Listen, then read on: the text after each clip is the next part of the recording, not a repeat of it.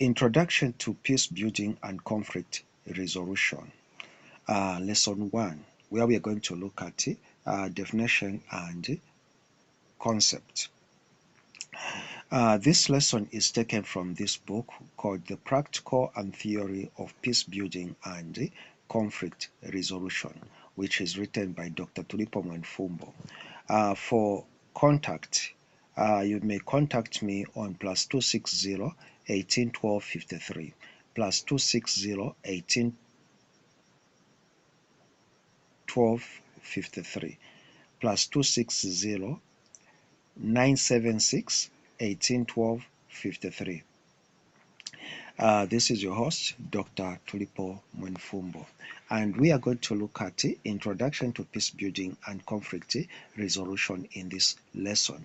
So we are going to look at definition and of peace building and conflict resolution, and also we are going to look at the importance of peace building and conflict resolution in contemporary world. In this world, especially in the current situation of the world, peace building and conflict resolution is more important than ever. With the increasing complexity and interconnectedness of conflicts, it is essential to develop effective strategies for promoting peace and resolving conflicts. By understanding the root causes of conflict and promoting social cohesion, peace-building efforts can help to create a more peaceful and stable world. Conflicts are everywhere. Conflicts are from the families. You may find as the Bible says, brother will rise against brother, mother against parent, nation against nation. So there is so much a challenge of peace in this at this time, and it requires knowledge and understanding, especially the people that can be able to bring reconciliation and people that can promote peace and resolve conflicts. If conflicts are not resolved or they are not taken care of, the challenges that may come in may be so devastating such that there is no development that can come, whether it is in the family. I'll give example of the conflict between parents in a family. You may find that their conflicts may bring disturbance at home, and it may scatter the family, which may result children to becoming street kids. Same even in the nation, when there is no stability in the nation, where you see a lot of refugees people become homeless, and they begin to have a lot of challenges and families are scattered. So this calls for the need of the people that can be able to study and understand conflict and be able to resolve conflicts from the family perspective up to the international conflicts. Let's look at the definitions, and we start with the definition of peace building. So when we talk about peace building, we refer to the process of establishing and maintaining peace in a society or community. Peace building involves addressing the root causes of conflict, promoting social cohesion, and fostering a culture of peace. So when we are talking about peace building, these are the pillars. I think we understand what building is. So we are talking about establishing and maintaining the peaceful society. So the most needed thing is to establish the peaceful society where the pillars has to be raised such that our peace and the peace is maintained. And it also we can only do this by addressing the root causes of peace. What causes peace? When we hear where there is no peace, what caused that? So, as peace builders, we need to understand this. You need to understand the causes of conflict, and we need to work together, or you need to work on fostering the peace process. So you as the it it's your responsibility as a peace builder to be able to foster a culture of peace. So peace building efforts can take many forms. When we talk about the peace building efforts, we are talking also about conflict prevention and resolution. You know, there are certain issues that we take for granted, like what is happening in this nation, in Zambia in particular. You may find that there are political tension, they are very small political tension, and also you may find there are tribal sentiments and issues to deal with tribal, or there, or even the gender issues, the gender sentiments. So this has to be taken care of. Those conflict prevention and resolution. So we need to sensitize people on that. Then there is post conflict reconstruction and reconciliation. So that's now when things are bad, and now there is the destruction of peace. And now what has to be done now when the peace has been disturbed, and how can we be able to bring peace back? Then there is community development and social cohesion initiatives.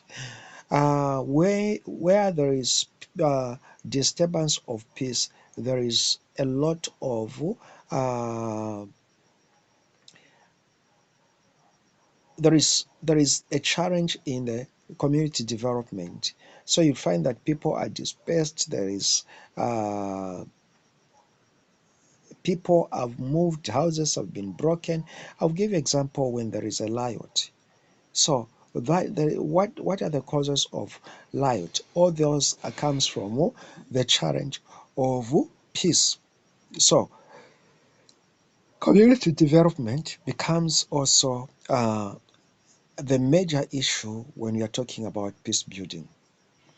Then also human rights promotion and protection.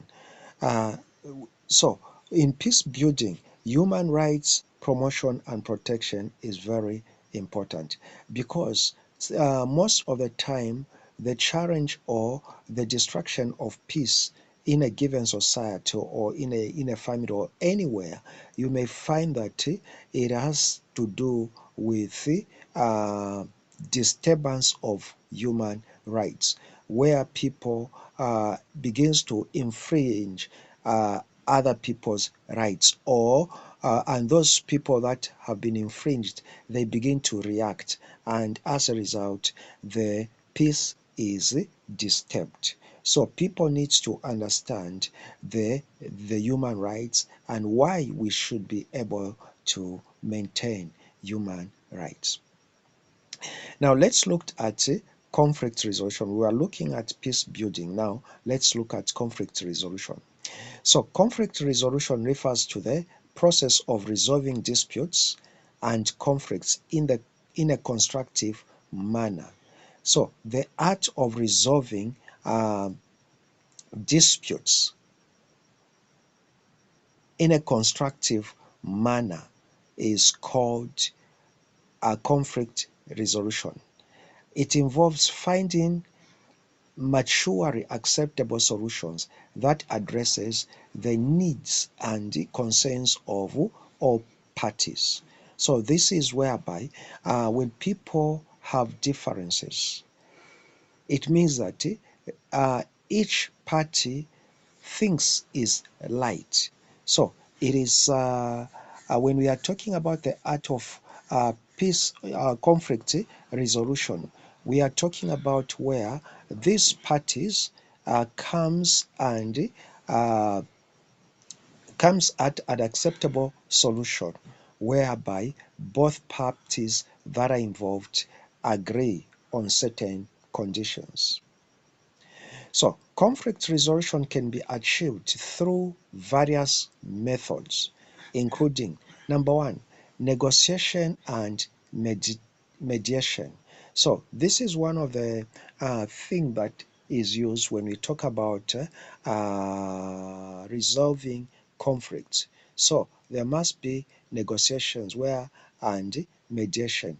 So, you as a conflict personnel, you are there, you are trained to to help people negotiate and also mediate where there is a conflict. Then it can also be resolved through dialogue and facilitation. Uh, this is done like when the family differs, when there is a difference in a community, you may find that dialogue is very much important in resolving the uh, the challenge or the issue that is there. Now, most the issues comes in because people have the different perspective. When two people or when uh, two people fight, in that regard, it means that there is no one who is wrong and who is right. It may be a perspective in a difference in perspective. There is this common story where was a couple after wedding, they were at the honeymoon. Then they saw a mouse passing. The husband said, "That's a mouse." The wife said, "No, it's not a mouse, honey. It's a rat." "No, it's a mouse." The husband said, "No, it's not a mouse, it's a rat." "It's a mouse." "No, it's a rat." "Mouse, right." And that couple, they fought and they divorced. Why? Because there was no proper dialogue without each one coming, "Oh, my friend, what is the rat? Oh, what is a mouse?" So that's how challenges comes in. So there must be people should be able to dialogue, and also there must be somebody who can facilitate the dialogue.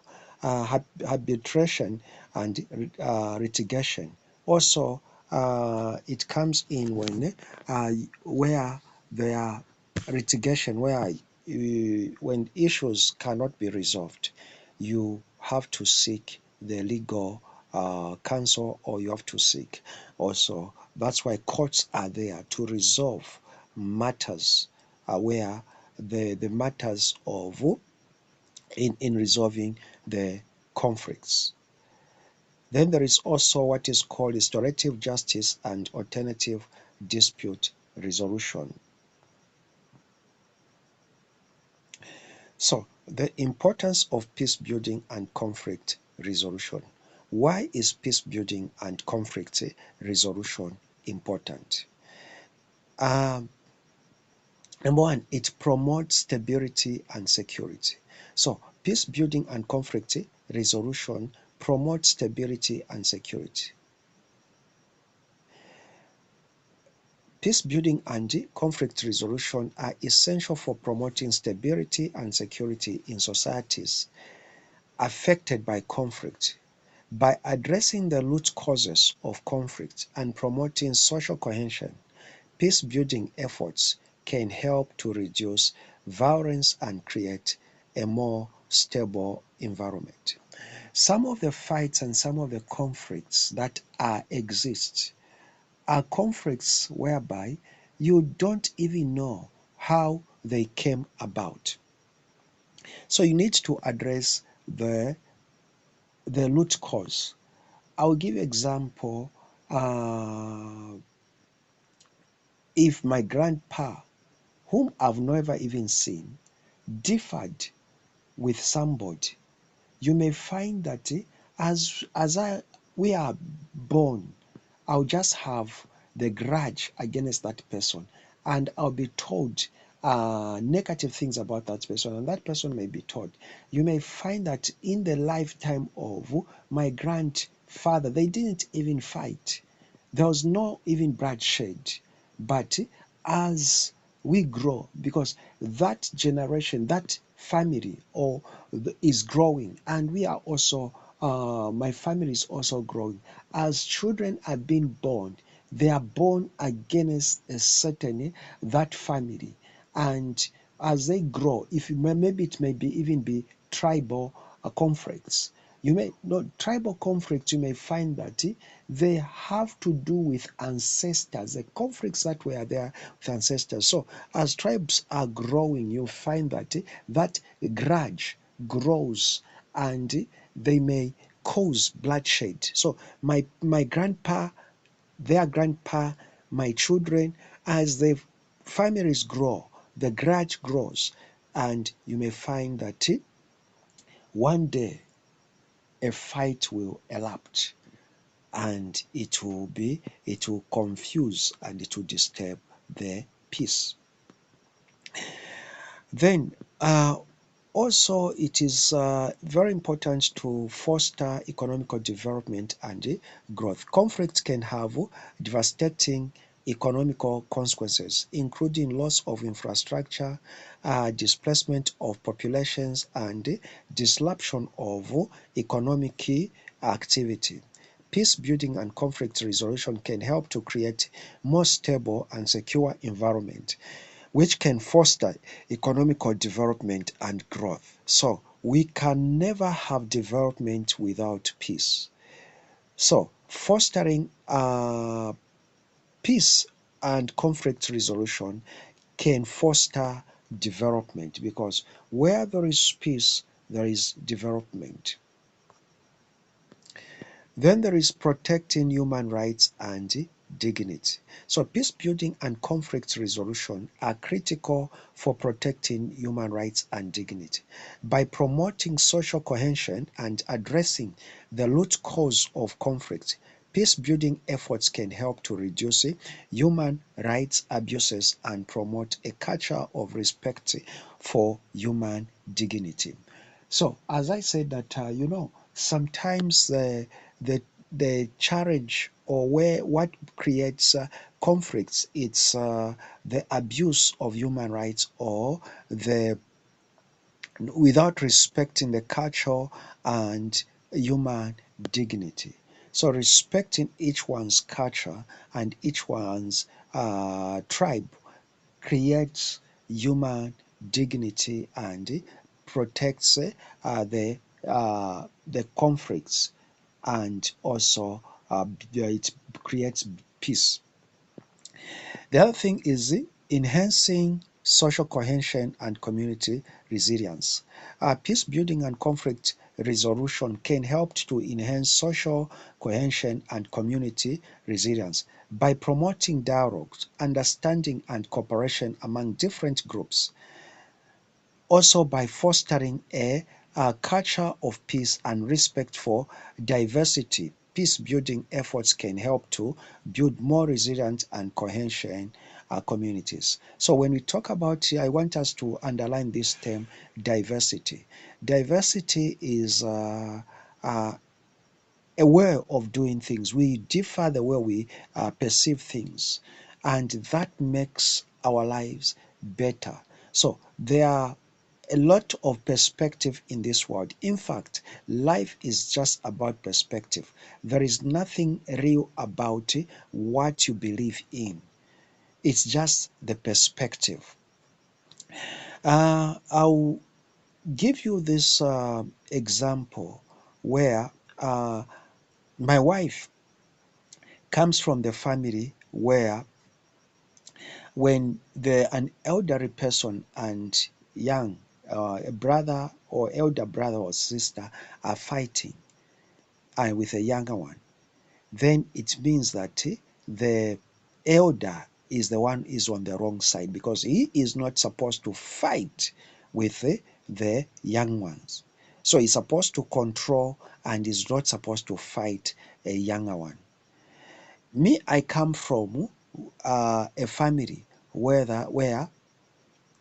when the young one and the elder one are fighting, brothers or siblings, then it means that the young one is not, he has lost respect on the elder one.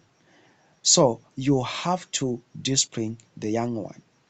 So now these challenges started coming when my children are fighting. When the elder and the young are fighting, you may find that my wife will say, you as an elderly person, you are supposed to take control. Me, I'll go and support the young ones. No, this young one is the one who is supposed to respect the elder one. And no matter what the elders say, no matter what the elders, the elder brothers, the elder sister do, it has to be supported. The young one must respect the elder one. So there are those conflicts. So that is diversity. It's a different in perspective, and that makes life to be balanced. So, so we have learned that conflict resolution is very important because it enhances social cohesion and community resilience. We have also said that conflict resolution brings about protecting human rights and foster human dignity. It also fosters economical development and growth. And also it is important because it builds the it promotes stability and society. So we have also looked at the methods of conflict resolution, which is called negotiation and other methods.